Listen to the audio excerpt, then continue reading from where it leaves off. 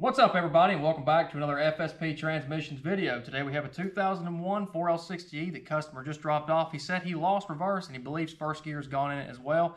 He brought me this transmission and not the vehicle, so I'm just going off the information he gave me. You can tell what year a 4L60E is by the top tag here. A 1, this is a 2-piece case. The 1's going to stand for 2001. There is no 91 4L60E, that's a 700R4. So if you had a 4 with a 1-piece case, it'd be 94. You kind of get what I mean. And I don't know if the Sunshell's broken or... But you can hear something grinding in there pretty rough. So let's flip this thing over and see what we find. First, we're going to get this servo out of here. There's a little snap ring that holds this cap in.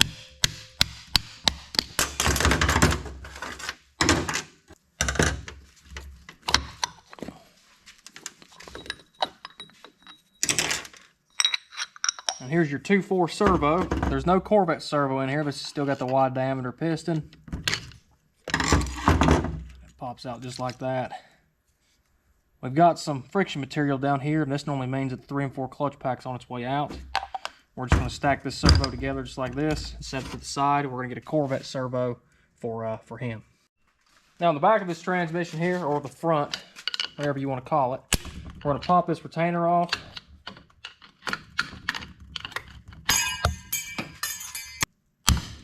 Now, I've got an autopsy table, and it's got a trough here with a little hole in it that leads down to a bucket. It makes tearing down these transmissions a whole lot more simple. I'm going to pull this O-ring off really quick. There. Let's drain this thing out and see what it looks like. Oh, yeah. It's not bad. It's not the worst I've ever seen. Most of these that come in here got gray all in them. This fluid smells a little burnt, like something's been getting hot in there, but that's not too bad. That doesn't scare me as much as flipping one over and it being gray and looking like a disco potty. Disco potty. That is definitely not the worst I've ever seen. There's a piece of metal here on the magnet. A big chunk of something there. Right there. Lots of friction material on the magnet. You get what I mean. Here's your filter. Oh yeah, you can see the disco party in here. This thing's got metal all in it. He did say this transmission had 260,000? Yeah, 260? Something close to it. Something close to 260. It looks good for 260. I've seen them a whole lot worse than this. But yeah, this thing, it matches here. You can see the 2001. You want to look there if you're buying cores, random cores, 2001. Make sure the valve body matches with the case. You don't want to go in putting an 07 valve body in an 01 case unless it's been remanufactured and certain deletes have been done to the valve body, wire harness, computer, etc. Over here is your shift solenoids. Then you've got your 3-2 downshift and PWM solenoid over here. This is your lockup solenoid. And here is your manifold pressure switch. This is your electronic pressure control switch. And we're just going to go in and pop all of these little clips off here. Now, if a transmission overheats, these clips will be really brittle and they'll break. This seems to be in really good shape. The plastic seems to be in good shape. Like I said, if these transmissions overheat, when you go to take these clips off, it'll just snap them. So I'll tuck this behind the solenoid over here. And now I'm going to get parking spring off, or the rooster comb. Detent spring.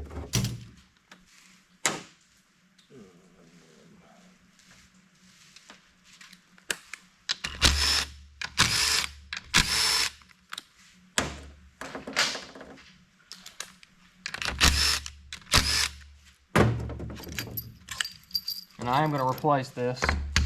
I replace all these when I build them. You can see how the gunk builds up inside of that manifold pressure switch. You can clean these and test these, but they're like 45 bucks, if that. So I just always go back in and replace these. It's just always good practice to do that. So that can go in the scrapper. Now you got your 3 Z-bolts here. These have got to go back into the same spot. They're a different length than all the other bolts in this valve body. This has got an 8mm head versus a 10mm head.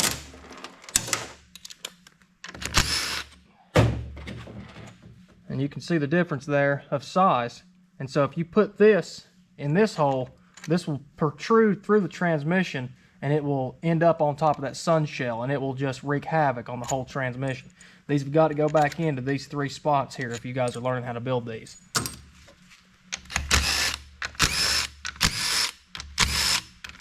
We should be able to lift back on the valve body. We've got 7 check balls that are going to fall out of the bottom of it. Let's get this manual valve out of the top here. And this valve body doesn't look too bad at all. I've seen them a whole lot worse than that. We're going to vacuum test that. We're going to vacuum test this valve body at the end of the video, so stay tuned for that. All right, we're going to pull our lock-up solenoid off here. This pops right out. And now we're going to put this right into the washer the way it is and try to save the customer some money, because this wire harness looks really, really good. There's no cuts. There's no exposed wires or anything like that, and this transmission was working as it should. So I'm going to try to put everything back in there the exact same way that it came out.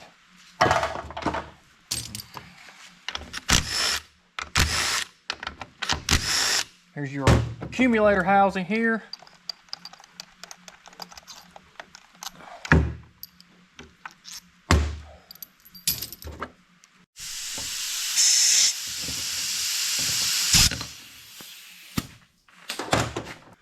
And you've got 2 springs in here like that. That goes inside each other just like so. And drain that out on the table. And here's your support bracket for your separator plate and your valve body. And pull that off.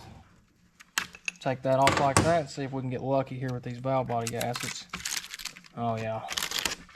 Now a lot of times you'll see here, you can feel it there with your finger. You probably can't see it on the camera, but the check ball is slowly starting to beat its way through the plate. I'm surprised with 260,000 miles that damn thing ain't lodged up in there like it is every other dang time. These valve body gaskets are stamped. You can see a CA there. I know it's backwards, but that's stamped for case, and the other one is VB for valve body. You don't want to mix those up when rebuilding these. This transmission, this 4L6E definitely has not overheated. If any, not at all, because if it does, the valve body gaskets will stick to the separator plate, and like so, if it gets water inside of the unit as well. Here's your spring for your case accumulator. Pop that out. And normally this pin comes out with it, but the pin feels like it's lodged up in there. I'll wash it and see if it'll come out then. We've got 1 more check ball down here. Then I'm going to also discard this low reverse check ball here so it doesn't get hung up. I'll get that later on. Oh yeah! Click it.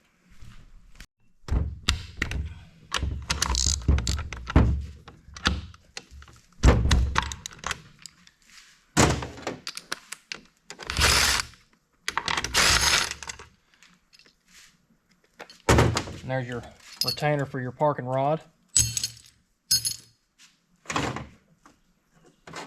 Where's my 15mm at? Alright, now this nut is 15mm. I'll pop that off there. Give this a tap. Bam. We'll pull our clip off. And that slides right out just like that. You don't get that lucky every time. Sometimes they get hung up in there. And there's a seal back here that I'm going to replace. Here's our rooster comb and parking rod.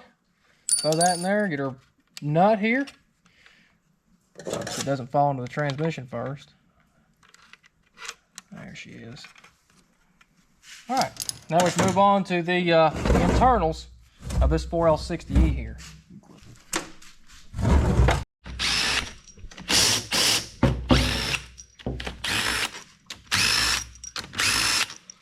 There's little O-rings on the bottom of these bolts there. You see that right there? Then that always has to be replaced, or they can leak. Small little things like that can save you in the long run. And we're going to pull our pump out here. There's a pump. Don't see any cuts in our Teflon rings. That's good. Our bushing looks good in the top. Bushing looks good back here on the back. Gasket's not sticking to the case. That's good.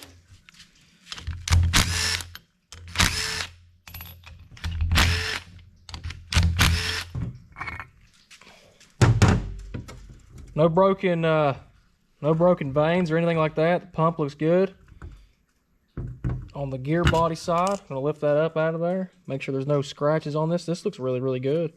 That retainer looks good. Get these vanes out here. I am gonna go back in with a new pump rotor assembly, which I do in all my units, even if they do look good. I don't feel any scratches in the pump, just some shadow marks. That's okay. Don't see anything inside of there at all that scares me. You can see some shadows there, but nothing too wild. I am going to pull this spring out of here. You lift up on the spring a little bit, get your screwdriver in the back of it, and pop it up. That way it doesn't go flying across the shop. I'll pull this pump slide out of here. You can still see the blue inside of this pump slide. This is a really good built transmission here. A lot of times you'll see where that rotor will dig into there. It'll take that blue off and it's got to be replaced. I'm going to replace it anyway, just to make sure everything fits my warranty standards, but this can be okay for a patch-up unit or one of my personal vehicles. And you want to get this pin out of here and make sure there's no marks along there. I can feel some right there where that's just kind of been riding in there and getting some pressure on and off of it, but I'll replace the pin. And this spring is down in here too. You want to watch out for the spring. Don't want to lose that. I'll put that in my basket. Pump body looks good. Let's see what the pump stator looks like over here. Oh man, we've got some marks on the pump stator. Right there on the inside. You can hear it. So I bet some metal has infiltrated this pump at some point in time. You can feel it there on the with my finger. This pump stator is in good shape. The stator itself, the shaft, but I'm gonna have to send this pump off to be remanufactured, resurfaced. They're gonna cut probably 10 to 15 thousandths down and flatten this surface back up. But that's unfortunate. Right out of the gate, it's gonna cost the customer about 150 bucks to get a new pump for this thing. So I'm gonna put this in here, send that to my guy. Now let's get into these drums here just a little bit.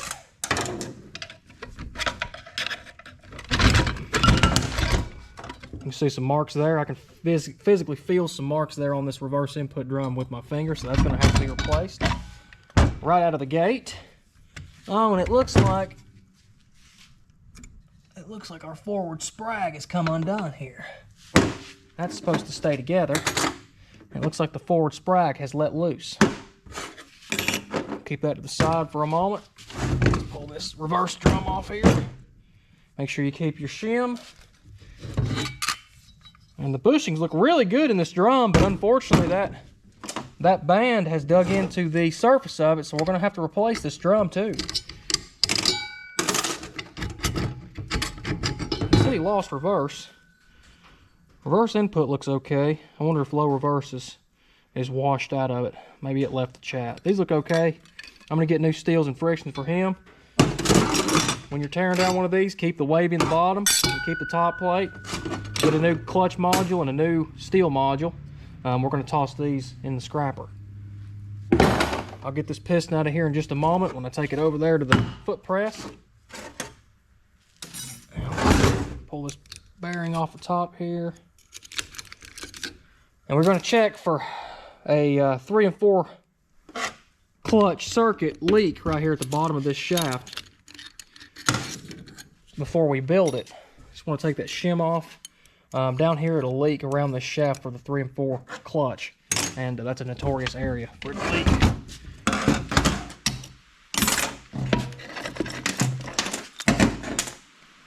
There's our 3 and 4 clutch. Boy, it's showing signs of heat though. You can definitely tell by those steels how much heat's been generated through these. I'm going to keep the bottom plate here with the teeth on it, and I'm going to discard all of these and get him a new Z-Pack, Alto Z-Pack or something like that.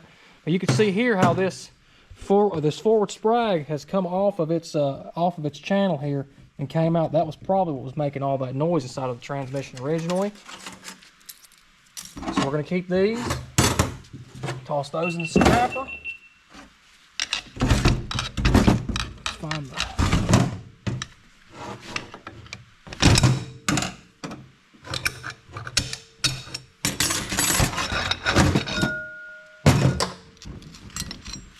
overruns, they look okay. Looks like they're showing some signs of heat there. You can just see how discolored the friction material is. And you can see how discolored this steel is right there. The hot spot there, hot spot really, there. You got a big glare there, but yeah, you can do the best you can with it. Throw those away. Now you've got a plate right here and a wavy right here. You keep those. There's your forward sprag that came undone. Looks like this snap ring stayed in place, but there's a little groove here.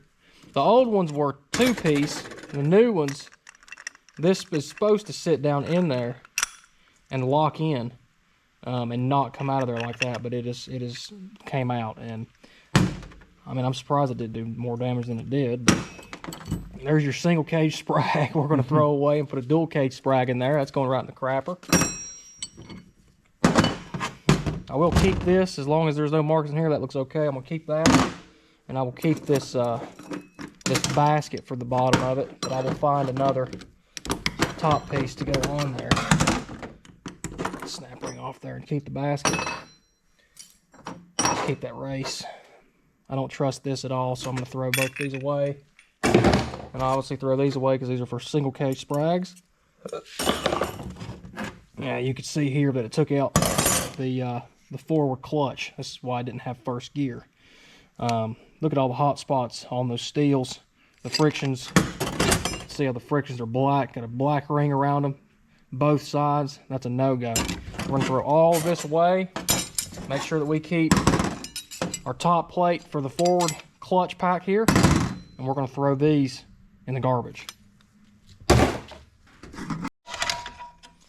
And you can see our band here for second and fourth isn't looking terrible, but it's definitely showing signs of heat there.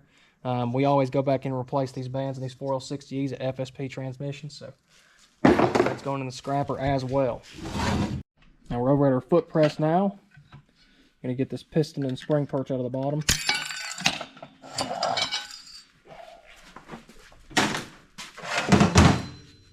We'll throw our snap ring here in our bin, snap ring or a spring perch, and our piston. We are going to discard this, even though it looks okay. I can still physically feel some stuff with my fingers, and I don't have the machinery here to cut this down myself. I know drum's about $62, I think, right now, so it's not really that big of a deal.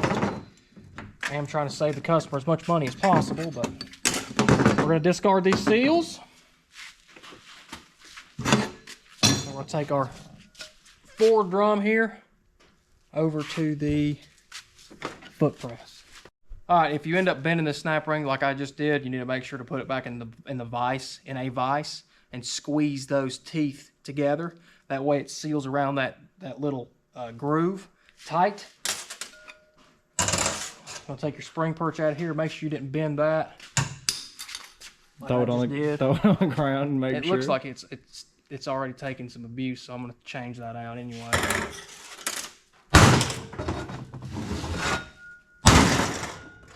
Well, you don't want to come out of there today, do you? How about now? Sometimes you just got to get a little aggressive with it. Now, there wasn't anything wrong with these molded pistons. I am trying to save the customer some money, so I might put this together and pressure test it and see what it says, but I've got a lot of goop down in here, so I may just end up replacing all these as well. Trying to save as much money as possible, but when you're building a 4L60E, you really cannot skirt the issue. These molded pistons are so small, and the way that forward clutch pack looked, I don't know how much heat was generated in there, so I'll probably end up just replacing these pistons for him. We're going to keep the shell. We're going to keep the return spring here. We're going to get him a new one of these return springs. Throw that in the scrapper, and I've got one right over here somewhere. All right, you might be able to see that little yellow snap ring in there. That is what's next.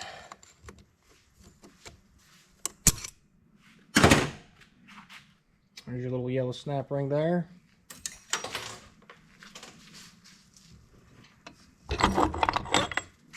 Here's your upper planetary. There's a bearing on there. This is your reactor shaft here, and your 3 and 4 ring gear. You want to make sure this thing is not making any noise back and forth. A very slight. He might be able to get away with that. I see some shadow marks there from the bushing in the Sunshell there, but this looks overall pretty good. Keep that bearing. Here's our Sunshell. And he said he thought his Sunshell was gone, and it is. You can see how it's stripped out. All of these teeth in here. It is stripped out every single one of these, and it was just spinning in there. So he had third gear and no first. That checks out. And no reverse. This would cause no reverse whatsoever because this sits on top of that reverse input drum, and when the reverse input drum applies, it turns the bottom of this. So that's why he's got no reverse. And there's your washer on the bottom. We're going to discard that and get him a hardened Sunshell.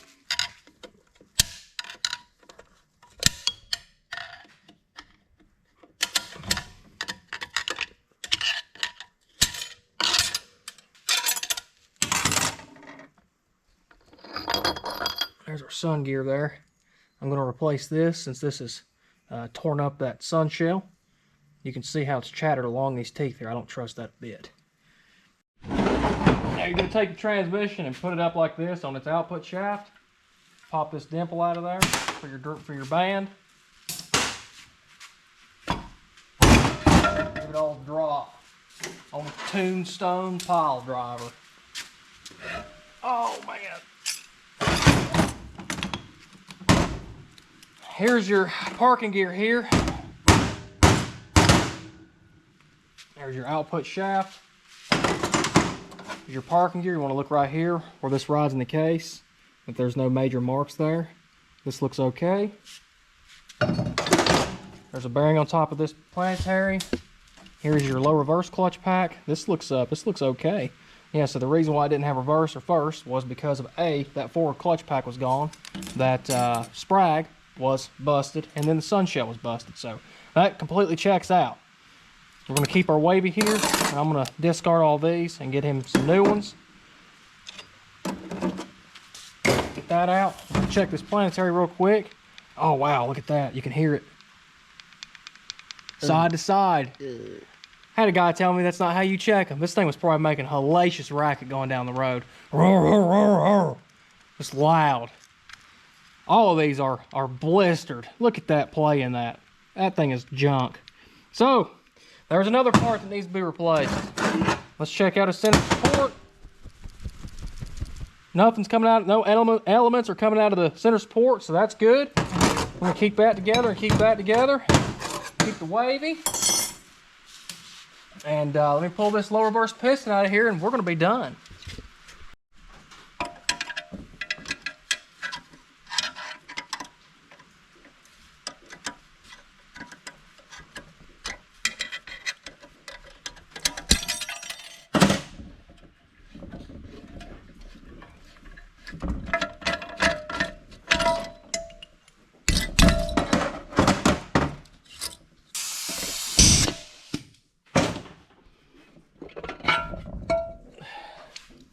Now you got some seals on this you need to take off.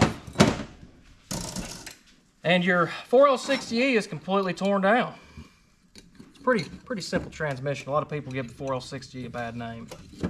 When you go back in with your proper upgrades and updates and a couple aftermarket parts, these things are really good transmissions, and I like the design of them. They go together very easily.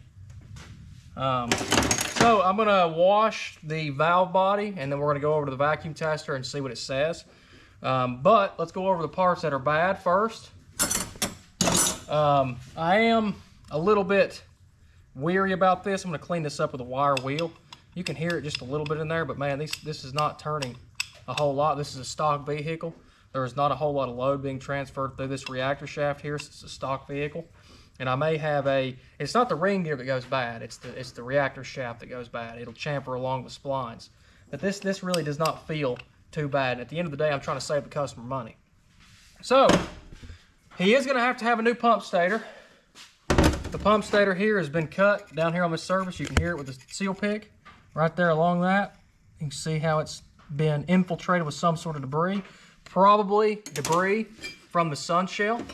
And the Sunshell, there's no splines left in it whatsoever. It has just completely spun itself. And you can even rotate that while it's in there. So not only am I going to replace that with a hardened Sunshell, I'm going to replace this sun gear as well. And our lower planetary here is taking an absolute L. It's left the chat quickly. You can see how this thing is walking back and forth side to side, and you can hear it in there just screaming away. This thing needs to be replaced. I'll talk to him about a 5-pinion planetary, but again, I'm just trying to save the customer money. And then we had the forward sprag, which was a single cage sprag. We're going to go back in with a dual cage sprag, and we're going to change that out to another one over there on the shelf. I've got a couple more replacements over there that I can get for him. But overall, this 4L60E doesn't look too bad. And I'm going to put a flat edge on this reverse input drum here and see if it's warped or not. Just by my eye, it looks like it's a little bit warped. And the thing is, that band squeezes that reverse input drum so tight. There's so much pressure going on this drum that it will actually warp the metal and make it into a U shape. And so when you put your flat edge on here, you'll be able to see light under it. And if you can see any light under that, it's got to be replaced. And again, they're only $62 or something like that, so it's not too crazy. And we're going to air test this drum to make sure we don't have a cross leak in the 3rd and 4th gear circuit. We're going to replace these molded pistons with the blue aftermarket pistons that Transgo offers.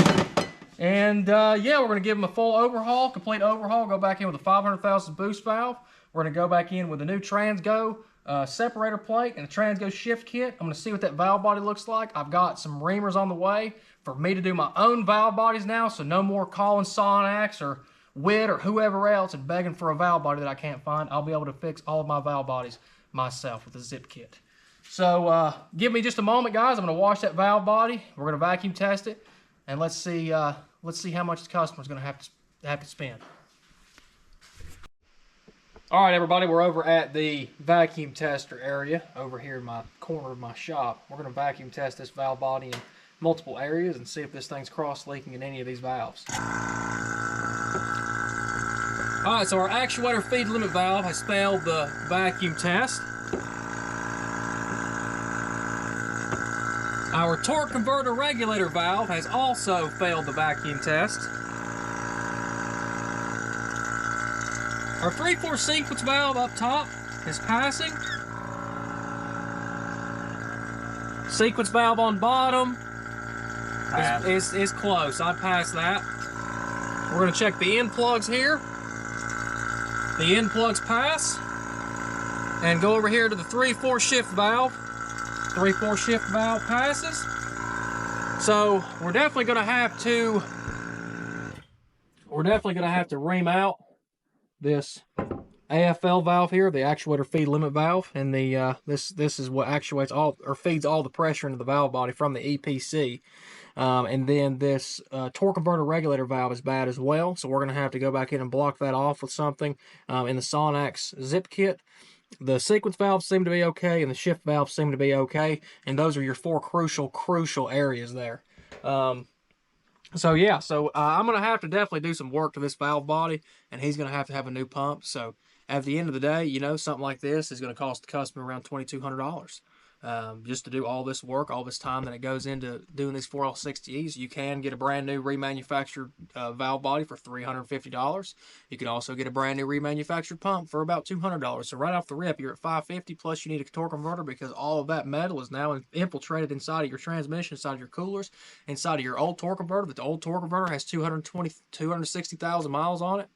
You know, so just right off the rip there, we're at $700, $750 just for parts. That's not even including a rebuild kit. It's not including a planetary. That's not including the frictions, the steels, the electronics that go into this transmission. Just trying to shed some light for you guys to show you how much this stuff actually costs, and try not to be so cryptic with it, because it seems like everybody these days doesn't want to give this information out. But yeah, I would quote this job at around $2,200 to do. This has been another FSP Transmissions video. We'll see you next time.